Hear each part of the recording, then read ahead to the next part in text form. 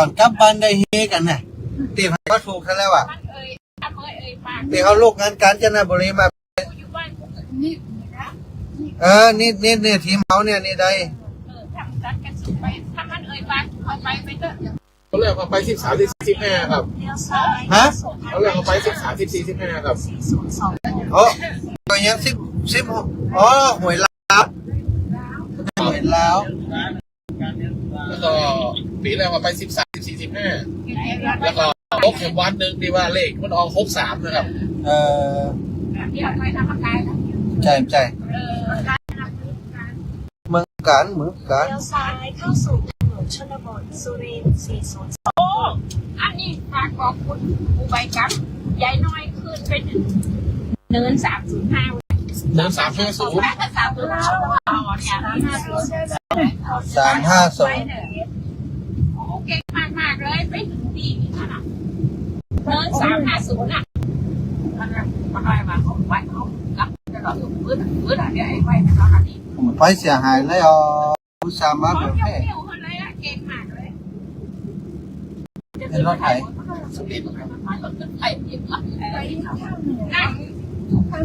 นั่งรถกันเดียวกันเนี่ย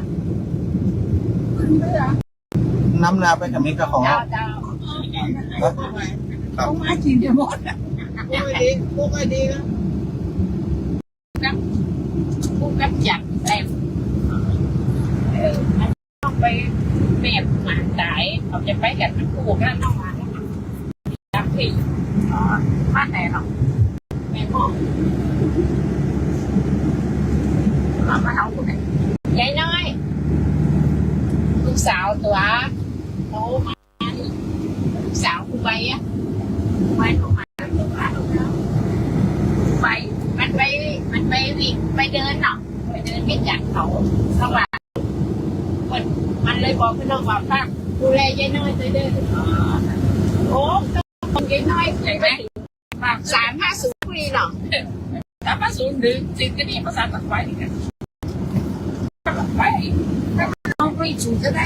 350-305จะไปซื้อเดี๋ยวก็เลยยกเลยใช่ก็แม่เบอร์5มาทำไมคนขับรถแจกคน6 ล้านวัดวันนี้อันนี้ถ้ามันออก05ได้2ตัวอยู่เรื่องของเอ็นไปไม่กี่ในสูงเลยนะยายไปมันว่าจะได้หัวไปถึงพูดเลยใกล้ป่ะไปได้ออกไปไม่ออกครับไปได้ออกไปเอาหัวเอาบนนั้น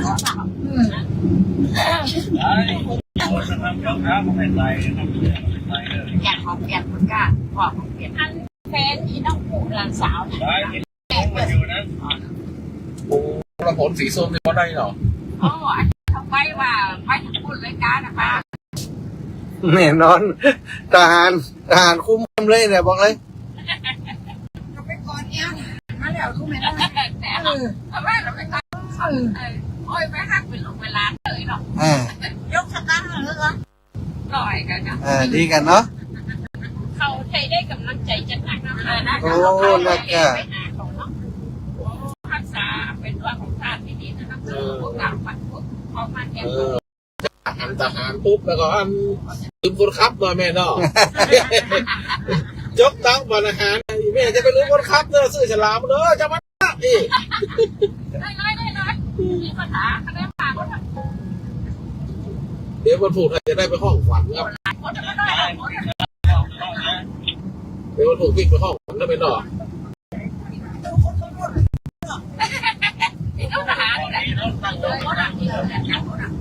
มีร้านเลยไม่ลดได้มีอาการคนเดียวมีแต่ใส่คนเดียวเลยคนทั้งหมดทราบ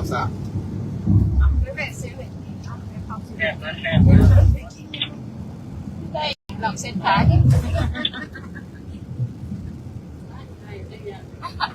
ก็ต้องไปแล้วอาจจะต้องกินว่านะเนาะเย็บว่าอยู่ว่านะ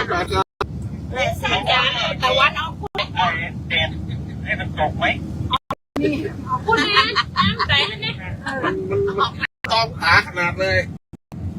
มันก็ ตาเนี่ยจะเป็นเจ้าเองลงกันเลย ใครก็ไม่มี แม่พอเห็นเคยหัวดึกๆอยู่หลังรถเนี่ย ใครอยู่ก็ไก่ติด แล้วนี่ เที่ยว ต้องรายการแฟนไทยเป็นเมืองนะครับ ปากกู เสียงกำลังแก้แอลเลยครับหมอเนี่ย โอ้เขาขับรถเขาจะกิน โอ้ดีละ ครับผมนะครับผม ไม่เกี่ยมันขับขึ้นหู ซ้ายระวังนะครับซ้ายระวังรถสองตัวนะครับนี่ครับจอดซ้ายมือ ตัวเล็กทุกมัน เดี๋ยวถ้าเข้าบุรีรัมย์แล้วเอิ้นมาตัวนะครับ เดี๋ยวจะมีข่าวดีบอกครับ สองตะละละละละละ น้องแต่นะครับพวกนี้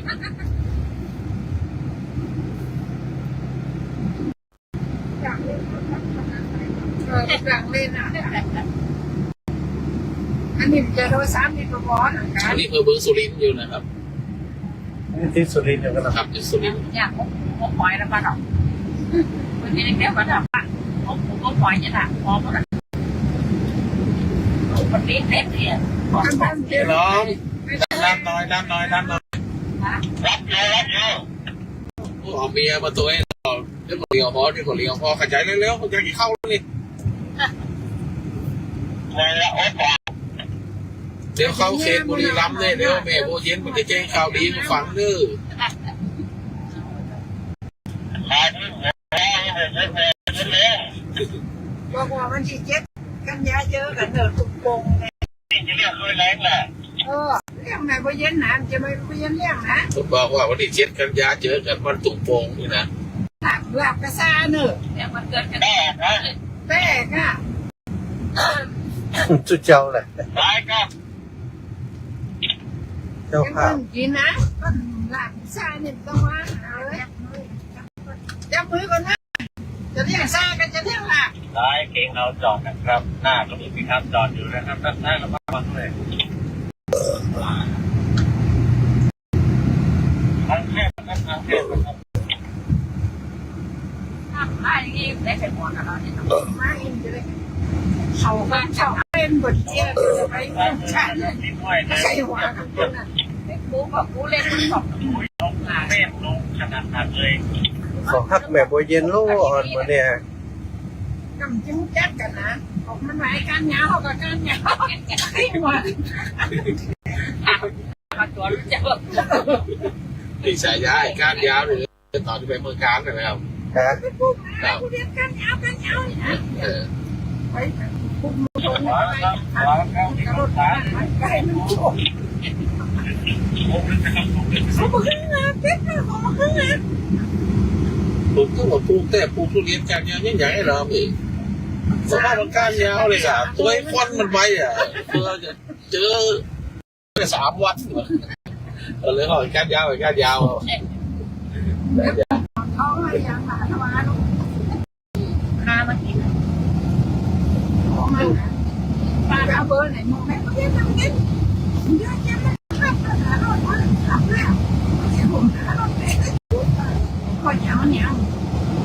ยังบอกแม่บอกตัวผมไม่เล่นมันไม่เป็นไอ้บ้านหรอกเล่นบอลโทนะไม่เป็นนักร้องนะ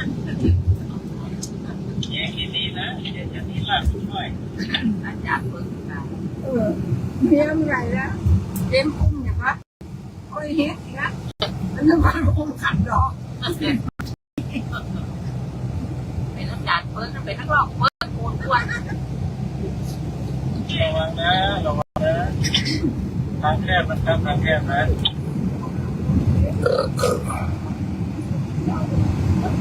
มาเอามาเย็นนะมาโดนในหนังในร้านเย็นนะมาเอาแต่ ผู้เล่นได้ ผู้เล่นได้ผมก็ได้ยังจะปวดตาลุยกันเอาวันนั้นที่เขาเป็นเจ้าบ่าวเข้าก่อน นี่ตะบนเนี่ยเอาแง้มหน่อยเห็นหรอ นี่ผ้าหดเราเป็นอะไรกันผ้าเป็นกินแดงก่อนเราเป็นกินแล้วจะด่าเลย สีต่อได้อยู่ใช้ได้อยู่ นะบอสนะบอสปีหลัง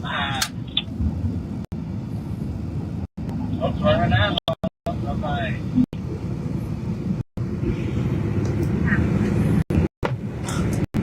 เป็นกลุ่มเป็นทางสมาธิในประเทศ ได้ยังไงขึ้นได้ยังไง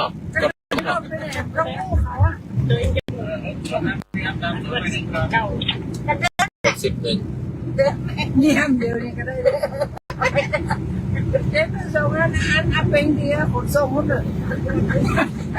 เป็นจะนั่งรถสวนครับเดี๋ยวไม่ถึงบ้านผมงงเลยมันนี่เปลี่ยน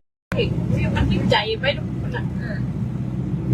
มันไรคนอยากนะเนาะก็สวยทำไมก็สวยฮะมันไรคนต่างทำดีกับกันกับมันนะบ้านย้ายเนี่ยต่อมาก็ไม่ได้เขาไปกัน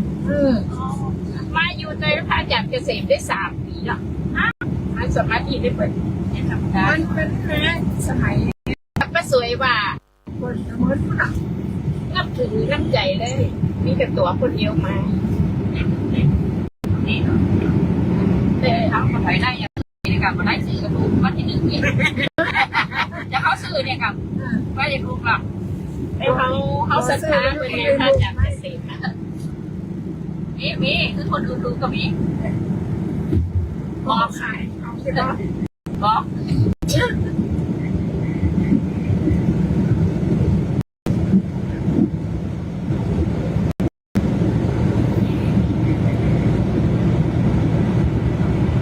บ้านจะไปผ่านไปยักษ์จะไปหาไปเสียดายสถานคนเท่านั้นเดียวฉันก็พักชีพักหมดแอมเก็ตแม่ตาที่ขับพักได้สถานพอสอนได้รับอันนี้ลูกได้รับปีนะคะที่เปิดเอาแผ่นได้นั่นเนี่ยน้องยังเปิดฟังอยู่เลย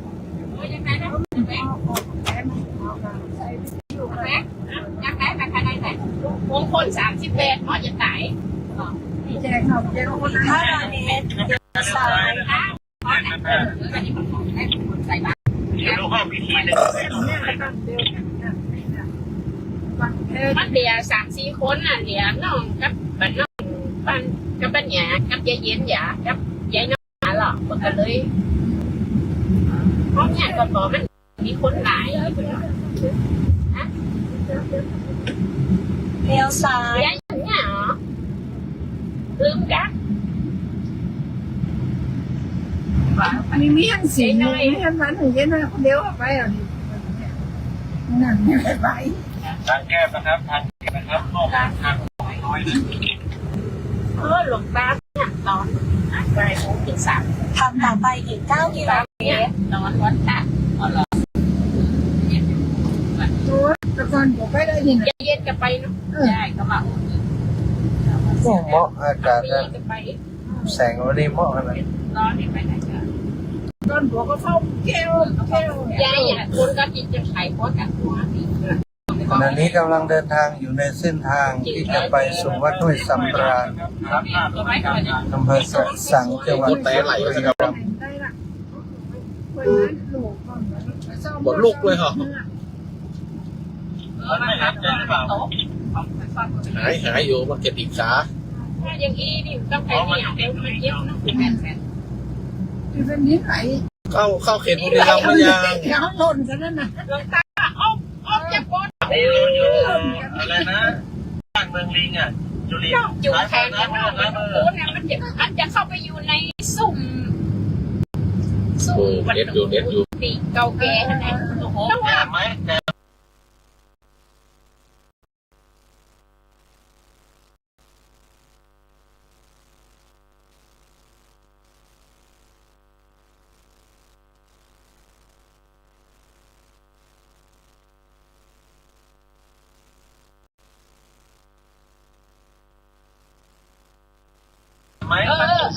จังหวัดน้องมาอยู่4.5 คะแนนแถมมันออกมานะมันอยู่กลางนี่เพื่อนก็ออกมาน่าจะเข้าบุรีรัมย์เลยอย่างนึงบุรีรัมย์อยู่มันเก้าอ่ะมันเสียตีมาทั้งหลังแหละนอนในเมฆขนาดถ้าจะทรายแดนเลยเนาะโอ้เดี๋ยวมาเขาเฝ้าแม่จริงอย่างโอ้เห็นนะสายมือมาอีกไหมเนี่ยมันทึบเลยเดินเลย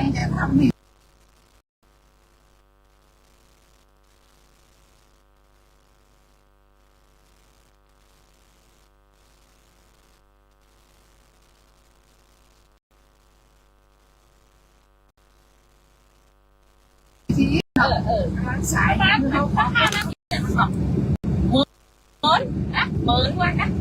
กะมันเงียบๆก่อยๆเงียบๆนะกับคนต่างที่โตกับพวกแกกับพวกแกรถมาคนเงียบๆหนักแบบจะมีไฟ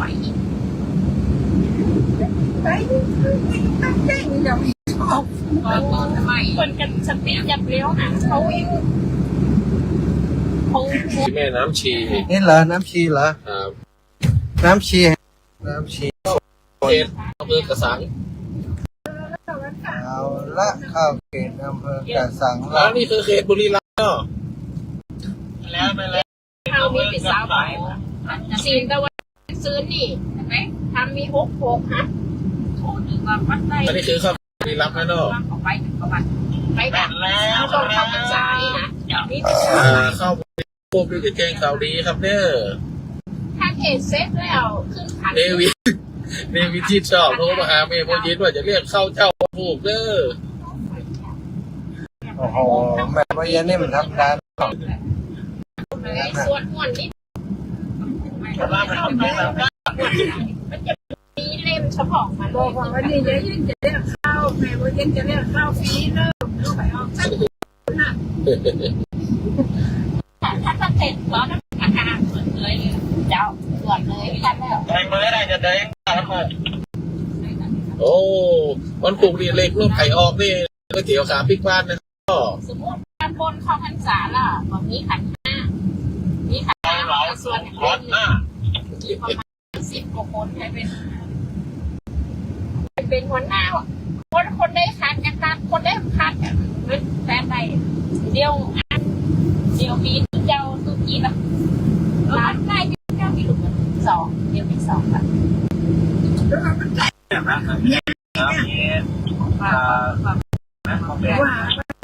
ไปก็ได้มันโบราณดีหาพ่อแม่เขาว่ามันได้มันเหนียวใช่แบบนี้ถ้าเราก็ว่าบ้าน10 เจ้าบ้านเหนียวได้บ้านเหนียวนะสมัยเด็กทำฟัดบนห้องเป็นหมอนะหมอรัดเฮียได้ดิวัดบ่าวหมอรัดนะคนที่ห้องหมอรัดได้หมอรัดจบเป็นการเฮียหมอแล้วเราเองเป็นแก่เหมือนกันพี่น้อง ซ้ายครับซ้าย เฮ้ยยังให้เป็นแก่ นะครับ หมอรัดแล้วห้องหมอรัดนะพี่น้องเป็นแก่มันหัวง่ายเขาเรียกกูน่ะมันกับหมาเขาเรียกหมอหนักหมอหนักหมอหนักเราระวังเด้อ หมอมาได้ที่เอาแต่งเสยมันเลยว่ามันยกเป็นยาแต่ยังหมอ ทุกมาแต่นั้นเอาไปเข้าบ้านขับทุกวันกันเนาะเดี๋ยวยังถึงเกี่ยวมันจะได้เหรอเห็นจะมาว่ามันพดมาแล้วอ้อม3 รอบกว่าจะได้ที่นะสองประตูว่ามันหมดนะเจ้ากระโดด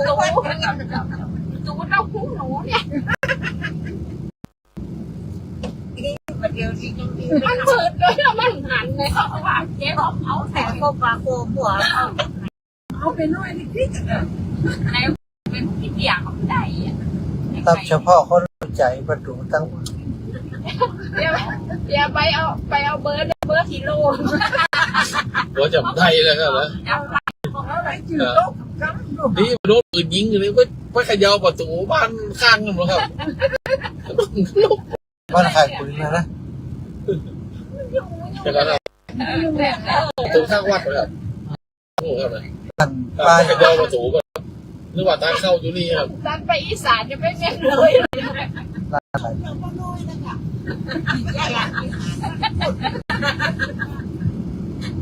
เปิดกินยาวิหารใส่กิน ไม่ ยา ใช่ว่าที่อยู่บ้านตัวก็อยู่อย่างนี้ชอบงาน เดี๋ยวอ้อมได้3 รอบว่าหนูได้น้องมึงไปเปิดคนเดียวกันจูข้ากับมันจูแรกมาก็ยุ่งกับอะไรนะหรอกมาเข้าตะแคง แค่ใจดีนะแรงมาแกเอาอาหารไปเที่ยงมาทุกวัน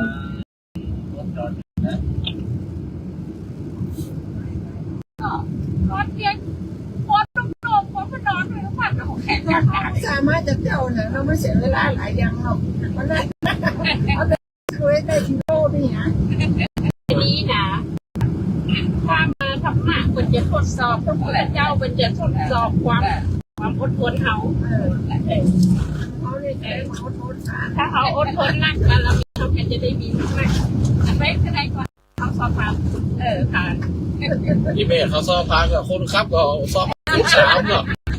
เขาเลือกเป็นตัวไม่สอบก็พูดว่าไม่ได้ขนาดแม่ ไอ้แม่เข้าห้องน้ำเลย ขายสองเม็ด ประตูมา2 นาทีจะลงรถนะครับ อย่างนั้นนะไม่ทันเม็ดทันหลัง เนี่ยยังยุ่งเลยตั้งไข่อยู่ ช้าเลย เข้าใจไม่รุ่นค่ะ โอ้ เปิดประตูขึ้นลงมันได้ขึ้นลงสองตีกันหน่อย ใช่ เด็กจ้างขึ้นจ้างลง อันแรกที่3มาถึงที่2 ตัวใครใจใครแม่ไม่ยืนเนี่ยฮะตั้งไข่อยู่ ตั้งไข่สังเยอะแหละ เดี๋ยวสิ ขอยกเลย สมาเบเอาเขาโคตรเก่งมูนสวัสดีอย่างนักกีฬานี่หล่นขึ้นแล้วก็ติ้วกระเป๋าไปท่องเรียนแล้วก็ติ้วไปพอถึงที่ติ้วกระเป๋าขึ้นแล้วมันติดปากเนาะ อย่างก็ตอนที่ค้าเขาลงหันกันคือยกตอนหนักตอนหันมาหนักเราไปติ้วไปไหนหรอ ตอนที่เขา มันติดข้อสอบมันคือสอบ ไปอันลูกจะขึ้นไปบนทางหลอกผู้ว่าไงครับ รับมาเนี่ย บ้านคันใดอันถึงยายน้อยไข่เหนียวจะลงมาจะไรที1ที2 นี่น้อยยังมีคนเนี่ย กันนั่นน่ะยังมีซ้ำไหลยายน้อยมั้ง ก็ทำได้ไปเยอะ เราเดียวอยาก อย่าไปไป แล้วไผ่ก็บอกว่าเอาถุงไปด้วยไปไอ้ก้านยาวน่ะค่ะ กันอยู่แล้วเดี๋ยวน้อง การยาวเลยเลิกยาว เดี๋ยวน้อง ได้ก็เอาถุงเฮ้ยเหี่ยวสิถุงไงนี่มันบาดแน่นะ ใครว่าแล้ว ขัด ก้านยาวน่ะค่ะถุงไปด้วย นั่นลุงมันอยากจะไปนอนตะคนเจ็บ เก็บมาไม่ลง ไอ้หนอมนอนในลูกกระเป๋าเมียกลางติด เป็นนอนพื้นนั่นไหนนะ เมียกลางติด ขอซุ้มตะคนได้ได้ กาเขาเห็นเขาจิ้วกลัวไปก็ผิดหวย ไม่ได้ เขาเล่าขวัญให้หนอมลูกเด้อ 500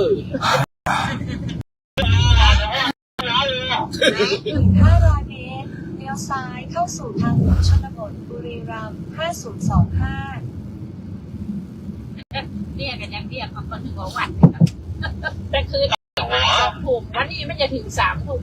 เลยกัน เขาถูกมาแต่เอาอ่ะแต่เขาทัน ดีครับ ที่นอนมันจ้องให้หมดอ่ะ ให้กับไห้นะแล้วถึง3 โมงนี่ครับเนี่ยไป ไปจังใหม่ ไปวัด แบกเปล่าแบกหนอกเส้น อภิวัตนี่เนาะ มองไปเลยอ่ะ กูอย่างก็เนี่ย ตัดหนังจะเลยไปเนี่ยที่จากเหมาไม่ ต้องเก็บพวกแกเข้าบ้านต้องอาย เลี้ยว เปิด ซ้ายเข้า ไป สู่ จังไม่เนี่ยมา2 โมงมาเลย3 ทุ่มไปกัน เขาถูกแต่เอาอ่ะแต่เขาทัน มาถึงเจ้ากัน 3 โมง อ๋อ มันอายเบิ่งกันลูกไปเนาะไปจังใหม่ไป2 บุรีรัมย์ยังได้เสียวแหวน2นะเก็บ น้องเนี่ยอู้ใจเย็นว่าน้องใครไปไว้ผ่านปีจำพร้อมไหน จะ มัน ทำ เป็น เงิ มัน นไป เดือนน้องอีนะ ไปหันแล้วกว่าจะออกบ้านได้ป้าเปิดไปกะ ทางไปเหี้ย ปีหนูละ โอ้ ปีหนูนะคะโคตรถาม เลี้ยวขวาเข้าสู่ทางหลวงชนบทบุรีรัมย์5062 แต่ทายผมว่ามันหาแล้ว เหมือนไม่ใช่ยาเนาะยาเนาะ ไม่ ใช่ยาอย่าประหลาบเนาะไปดอยรอพดดอยตะเก็บวังเหนือ ทางต่อไปบน ฮะ ลืมเกิด ใช้ยาหลับนะ ใช่ยาอย่าประหลาบไปดอยรอเนาะซดไปเสียซดวังเหนือ เอาหัวคอปน่ะจังไป ซื้อกะลำเอากะลำเตียนบัดก่อนไปแก้วไปมันภาษาเขาเสือนเนี่ยเขาซื้อไปเองหน่อยจะไปสร้างไปเอง ต้อนรับสู่หมู่บ้านห้วยสำราญนะครับ มันเป็นรุ่นที่อ้นได้เพียงถุงก็ทำเรียบร้อย ว่าช่วยสำ ประ รา มาณ ญ 4 กิโลนะครับเราจะถึงนะครับ ห้วยสำราญเนาะทราบ 16 กิโลเมตร คนขับเริ่มไม่สำราญแล้วหมดแรงแล้ว แข้งขาเริ่มจะปวดเริ่มจะเนี่ยเดินไม่เป็นแล้ว แค่ขาจะก้นมุดเป็นหนวดทั้งเนื้อ ตั้งแต่เดียวขึ้นบนหอดเมื่อกี้ แค่ไปเนิน350ขาสั่นพับๆเลยเนาะ เดียวขึ้นไปไม่เท่าไหร่ขาลงมาจะปากขีดแม่จะขโมะล่ะ โอ้มันจริงอ่ะ เดี๋ยวขึ้นนั่งดีกันเนาะ ลงมาไปข้างข้าเพราะข้าถ้าเป็นที่ใครพูดนะมัน เดินลงมาแล้วมาเอาหน้าแล้วเอาขึ้นแปะขึ้นไปทางนั้นเมื่อกี้ มันจะมีอันก็ยังก็เป็นสะพานเขาเดินเนี่ยเนาะ ดีนะเขาเรียนสบายใหม่อ่ะ แต่ซ้าย ได้แต่ไม่ ได้ ได้ กับเจสู้นะมันได้กับเขาลงไม่บ่อยลงเนี่ยเวลาเขาขึ้นอะไรเนาะ โอ้ในโฮมสเตย์หนอละไส้มือนี่เพราะขนาดนี้ แล้วเราจะนอนได้ยังไง ครับ ไปเจมชาวมาจะ โอ้เจเดือดร้อนเรื่องพวกนี้ขอให้แม่เขาได้กินอิ่มนอนอุ่นเนอะ ความนั่นมันเนี่ยว่ามันไม่ได้อาบคนละขึงก็ ไม่เจ๊เป็นตู้เจ้าเก่าอย่างนอนไหนได้หมดหรอกนอนไหนได้หมดขอคือเหมือนนอนใกล้คนหลายใจกับบอสละ แต่ยังไม่เกินเป็น กู ลูก นี่ ว่ะ จะหลายใจที่มานี่นะใจเดียวใจเดียว ครับ เคยเป็นลูกว่ะ เคยกันเนี่ย ถ้าเคยเป็นลูกนี่ฟาน ผมคือว่าในดวงฟอร์ไลน์มันอ่ะเป็นลงสายทอผมสายลมสายลมว่ะ เห็นเองน่ะ หน้าฝนตกมันเป็นแค่สองอึงเดี๋ยวมันก็ไล่สดมากเนาะ กบที่2 วันล่ะ ถ้าฝนตกมันก็สองกบบ้านมึง กบบ้านละ2 วัน อ๋อบอกมีครับผมเป็นเบา ตกไปสองกบก็ล่ะ ผมเป็นเบาแม่ผมเป็นเบา 500 เมตรนะครับอีก500 เมตรเราเห็นปล่องนะครับปล่องวัดจุฬาอยู่ด้านขวามือนะครับผม ไปว่ามันจุฬากับปองเทวดาอีกอะ ปล่องอะไรเขาเรียกปล่องนะ จีนูนะบ้างนะ ขวามือนะครับขวามือถึงแล้วนะครับ เดี๋ยววันนี้พูดไทยนะครับ เดี๋ยวพรุ่งนี้จะสอนภาษาลือนะครับ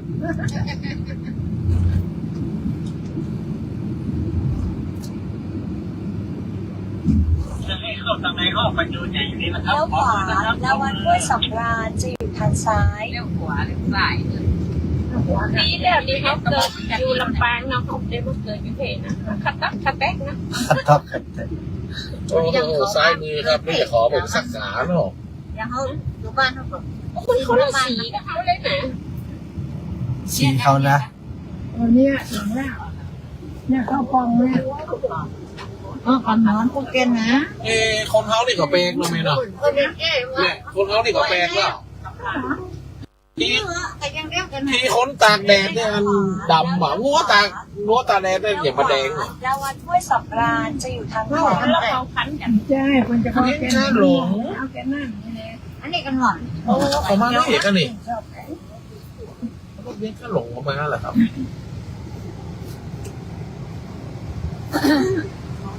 ถูกครับไอ้ผมจะถูกไปก่อน ผมบอกแล้ว โอ้เปิดรักมาบอกกันนะลูกพี่เนาะ เพราะมันจะ บ้านกับ เอาร เสื้อ ถไป ไผ่ ไหน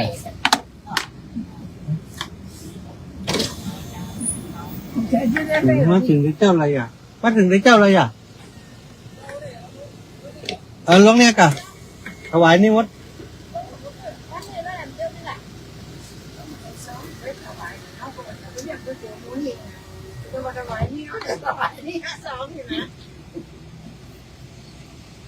โอ้ได้ที่นอนใหม่แล้วหอระฆั วั ง ดห้วยสำราญอยู่ทางขวา เอ๊ะนอนนี่นอนบนหอระฆังนี่จะโมนี่ เออ แม่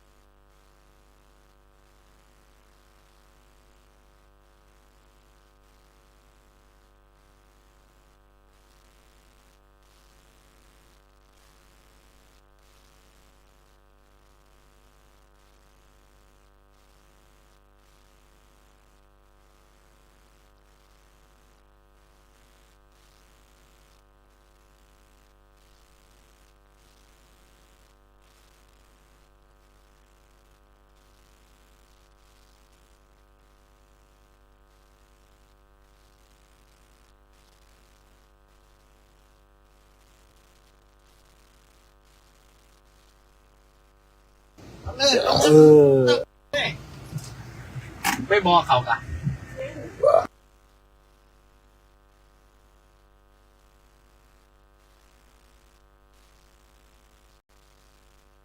ฮะนอนนี่นอนบนหอระฆังนี่จะบอกนี่ไม่บอกเขากะ